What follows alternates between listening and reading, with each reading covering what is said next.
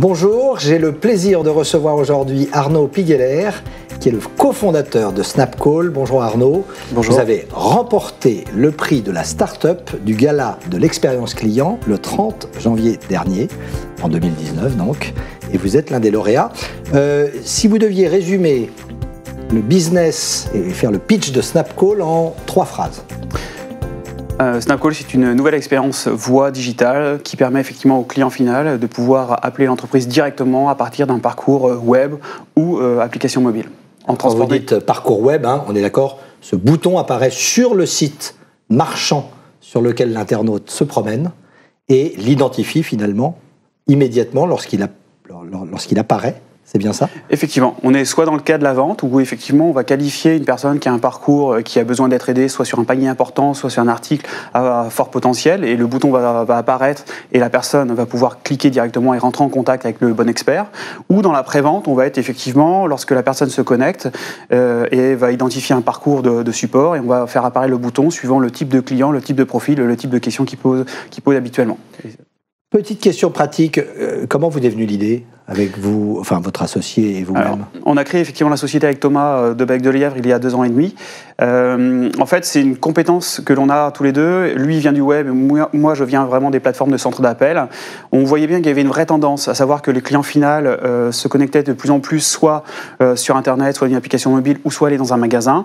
Et on voyait bien que le web donne une nouvelle expérience et qu'ils avaient besoin aussi de rentrer en contact avec l'entreprise. Et d'une façon simple, alors le chat est apparu, on a voulu vraiment répliquer la même expérience sur la voix et de la rendre facile, simple, en un clic. Un peu comme un Skype, en fait. C'est comme un Skype au sein de l'application ou du site web de l'entreprise. En réellement qualifiant les flux, c'est-à-dire de ne pas le proposer comme un numéro de téléphone, c'est qu'on va pouvoir qualifier effectivement le parcours avant de proposer l'interaction. Et l'idée nous est venue parce qu'on voyait bien une certaine tendance sur la partie digitale de plus en plus fort de pouvoir communiquer entre un client final et une entreprise. Et ça nous est venu et on a eu des premiers clients qui nous ont permis effectivement de tester le modèle très rapidement il y a 2 ans et demi, et justement pour ensuite accumuler les cas d'usage dans la vente ou la prévente. Combien de clients aujourd'hui ont déjà été séduits ? On a une 50aine de clients aujourd'hui. D'accord, qui sont donc des entreprises. Oui, on est dans le marché du B2B, ouais. On a des clients en France, c'était notre premier marché. Aujourd'hui, on évolue également en Angleterre et puis en Europe.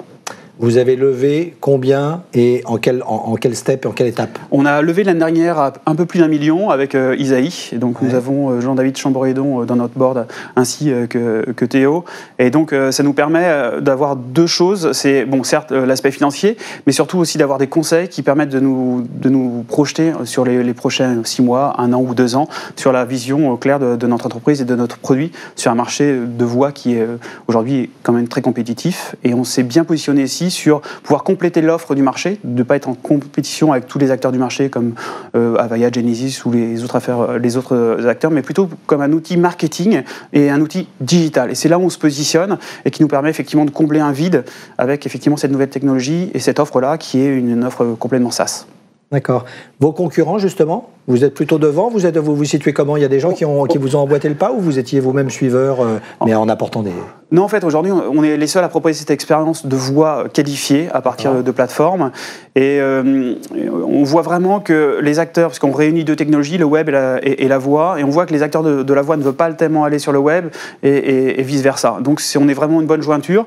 Et c'est pour ça qu'effectivement, on arrive à avancer très rapidement sur certains marchés et en étant complémentaire des offres existantes. Petite question qui fâche, mais qui ne fâche pas, je vous rassure. Est-ce que vous êtes déjà rentable ?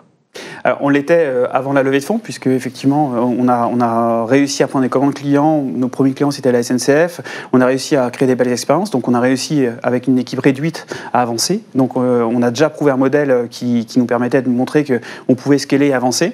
Quand on fait une levée de fonds, c'est pas forcément la priorité d'être rentable, c'est de pouvoir conquérir des nouveaux marchés ou des nouveaux cas d'usage. Donc, on est plus dans ce modèle-là aujourd'hui.